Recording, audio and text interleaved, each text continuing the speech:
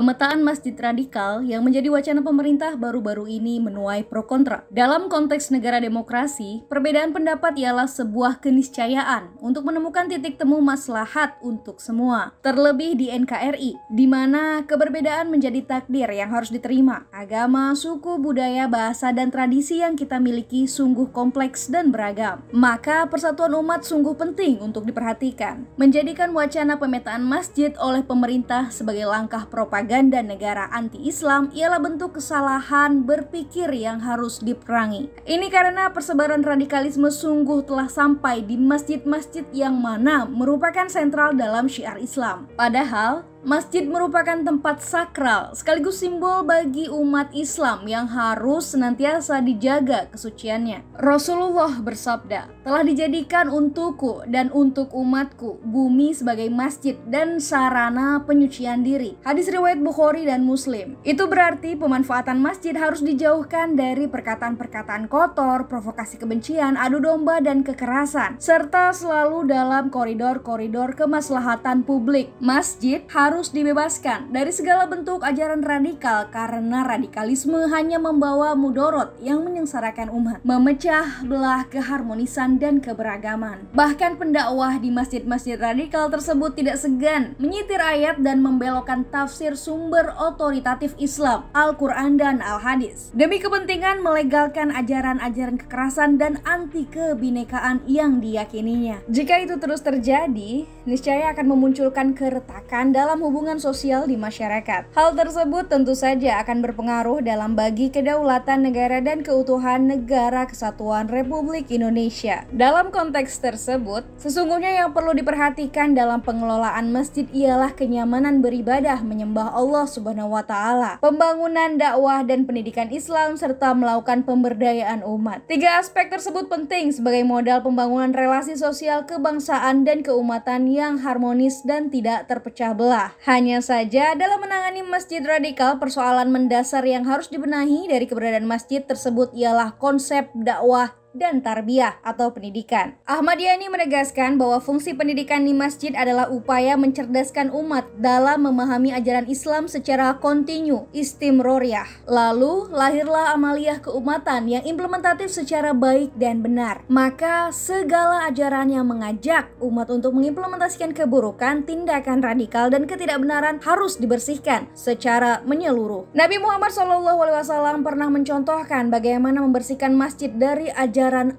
radikal, Masjid Dhirar. Pada saat itu Rasulullah bahkan menyuruh sahabat untuk merobohkan bangunan masjid tersebut. Alasannya, pertama, masjid dibangun untuk menandingi masjid lain, baca Masjid Quba yang telah didirikan terlebih dahulu. Dua, Masjid Dhirar tersebut dijadikan oleh orang-orang munafik sebagai tempat untuk melakukan tipu daya dan fitnah terhadap kaum muslimin. Yang ketiga, masjid tersebut dijadikan sebagai sarana untuk memecah belah umat Islam. Yang keempat, masjid tersebut dibangun bertujuan sebagai benteng berkumpul kaum munafik untuk menabuh genderang peperangan kepada Allah Subhanahu wa Ta'ala sekaligus Rasulnya. Oleh karena itu, apabila kita menemukan masjid dengan gerakan dakwah yang serupa dengan Masjid Dhirar yang notabene sungguh sangat membahayakan bagi persatuan umat, maka harus disterilkan. Masjid harus menjadi bangunan sakral yang menyatukan umat dalam ketauhidan kepada Allah Subhanahu wa Ta'ala, bukan tempat untuk mempertajam khilafiyah, keberbedaan. Pertanyaannya, apa yang harus dilakukan untuk membangun masjid yang mampu mempersatukan umat? Ihwal membangun masjid yang dapat mempersatukan umat, maka selain memfokuskan masjid sebagai tempat ibadah, kita harus mengoptimalkan dua fungsi lain, pendidikan tarbiyah dan sosial kemasyarakatan, ijtimaiyah. Langkah yang dapat ditempuh ialah pertama, penekanan prinsip kesamaan dan kesetaraan derajat manusia dibandingkan memperuncing khilafiyah. Ini penting diperhatikan dalam membangun Islam yang damai, moderat, toleran, serta berprinsip merangkul